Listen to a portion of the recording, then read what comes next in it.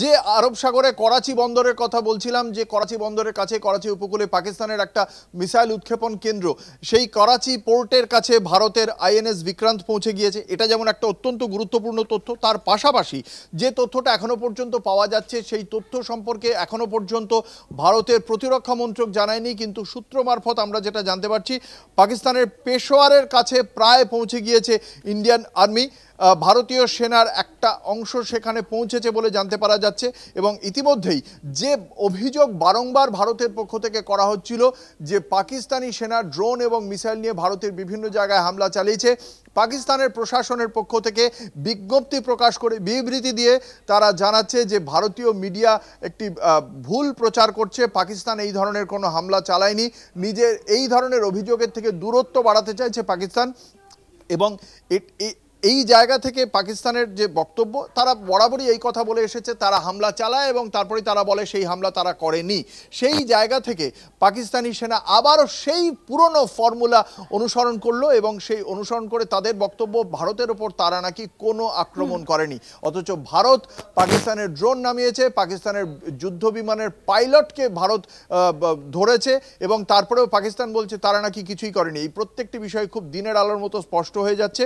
এবং ভারত ইতিমধ্যেই করাচি বন্দরের কাছে ভারতের যুদ্ধজাহাজ আইএনএস বিক্রান্ত, যে আইএনএস বিক্রান্তের কথা একটু আগেই জানাচ্ছিলাম দর্শকদের, এই আইএনএস বিক্রান্ত অত্যন্ত একটি তাৎপর্যপূর্ণ অস্ত্র ভারতের জন্য, কারণ এখান থেকেই মিসাইল উৎক্ষেপণ হতে পারে, এই যুদ্ধজাহাজ থেকে মিসাইল উৎক্ষেপণ হতে পারে, এই আইএনএস বিক্রান্ত থেকে যুদ্ধ বিমান বেরিয়ে পড়তে পারে। ফলে সেই জায়গা থেকে এতটা একটা মানে অত্যন্ত ক্ষমতাশালী এই যুদ্ধজাহাজ করাচি বন্দরের দিকে রওনা দিয়েছে, অনেকটা কাছাকাছি পৌঁছে গিয়েছে বলে এখনো পর্যন্ত অসমর্থিত সূত্রে খবর।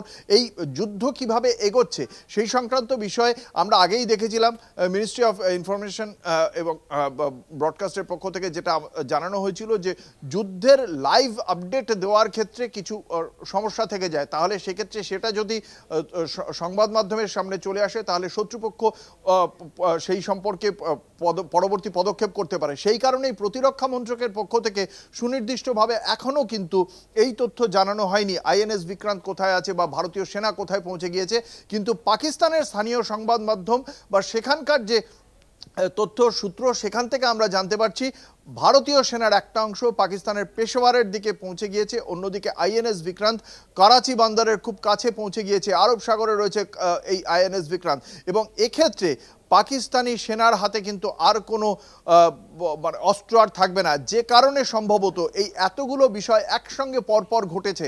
9টি জায়গায় হামলা, একটি তথ্য ছিল না পাকিস্তানের গোয়েন্দা বিভাগ আইএসআই এর কাছে, তার পরবর্তী সময় পাকিস্তানি সেনার হামলা, সেই হামলা প্রত্যেকটি হামলাকে বানচাল করে দিয়েছে ভারত। কোনোটা কাইনেটিকভাবে অর্থাৎ মিসাইল দিয়ে মিসাইলকে ধ্বংস করেছে, মিসাইল দিয়ে যুদ্ধ বিমানকে ধ্বংস করেছে, কোনোটা ক্রিপ্টোগ্রাফির মাধ্যমে সাইবার ওয়ারফেয়ারের মাধ্যমে অর্থাৎ নন কাইনেটিকভাবে ভারত ধ্বংস করে দিয়েছে পাকিস্তানের যাবতীয় হামলা। 3, পাকিস্তানের যুদ্ধ বিমানের পাইলট এই মুহূর্তে আমাদের হেফাজতে। 4, পাকিস্তানের এই প্রত্যেকটি যুদ্ধ সংক্রান্ত বিষয় ছাড়া প্রত্যেকটি কূটনৈতিক জায়গায় পাকিস্তানকে কোণঠাসা করে দিয়েছে ভারত আন্তর্জাতিক মহলের কাছে, এবং ভারত আদায় করে নিয়েছে মার্কিন যুক্তরাষ্ট্রের সমর্থন, ইউরোপীয় ইউনিয়নের সমর্থন। ভারত এই মুহূর্তে যে প্রযুক্তি ব্যবহার করে পাকিস্তানের এই মিসাইল হামলাকে আটকাচ্ছে তা রাশিয়ার থেকে ভারত কিনেছিল $5 বিলিয়ন দিয়ে, এবং সেই S-400 বা সুদর্শন চক্র যাকে ব্যবহার করে পাকিস্তানের সমস্ত হামলাকে দূর করে দিচ্ছে, ছত্রভঙ্গ করে দিচ্ছে ভারতীয় সেনা, সেটাও এসেছে। এবং যে চায়না, চীন পাকিস্তানের এত বড় বন্ধু বলে বারংবার পাকিস্তানের রাজধানী ইসলামাবাদের পক্ষ থেকে দাবি করা হয়, সেই চায়নাও কিন্তু এখনো পর্যন্ত অত্যন্ত কূটনৈতিক বক্তব্য রেখেছে। তারা বলেছে ভারতের এই যে অবস্থান, সেই অবস্থান তারা চায় না উত্তেজনা বাড়ুক, এখানে যাতে উত্তেজনা না হয়, দুটি পরমাণু শক্তিধর রাষ্ট্র, এই ক্ষেত্রে দুপক্ষকেই শান্তিতে থাকতে হবে, যে একই কথা কার্যত বলেছে মার্কিন যুক্তরাষ্ট্র। তবে এক্ষেত্রে আমরা দেখতে পাচ্ছি চায়না হোক বা মার্কিন যুক্তরাষ্ট্র কেউ কিন্তু পাকিস্তান এবং ভারতের মাঝখানে, তারা বলছে আলোচনা হোক, আলোচনায় মধ্যস্থতা করতে আমরা রাজি। চায়না সে কথাও বলেনি। তাহলে চায়নার 200টি স্যাটেলাইট থাকা সত্ত্বেও তারা এই হামলা সম্পর্কে কোনো তথ্য সরবরাহ করেনি পাকিস্তানকে। আসলে চায়না চাইছে আমেরিকা বিরোধী, মার্কিন বিরোধী যে যুদ্ধ, যে অর্থনীতির যে যুদ্ধ, সেই অর্থনীতির যুদ্ধে ভারতকে পাশে পেতে চাইছে।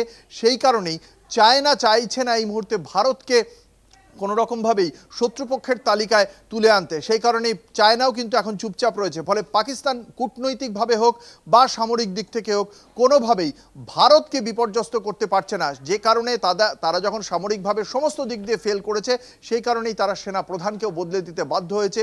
আসিফ মনিরকে কাস্টাডিতে নেওয়া হয়েছে এবং তার জায়গায় শামশাদ মির্জাকে নিয়ে আসা হয়েছে, যে শামশাদ মির্জা এসেও এই মুহূর্তে পাকিস্তানি সেনাকে আর বাঁচাতে পারবে বলে কেউই অন্তত সমর বিশেষজ্ঞরা অন্তত মনে করছেন না। কারণ ভারতের যে প্রতিরক্ষা বাজেট সেই বাজেটেই অনেক পেছনে রয়েছে পাকিস্তান, বাকি সেনা বা নিউক্লিয়ার ওয়ারহেড সেখান থেকে তো অনেক পেছনেই রয়েছে। ভাস্বতী, একদমই ধন্যবাদ জানাবো অঙ্কুরদা তোমাকে।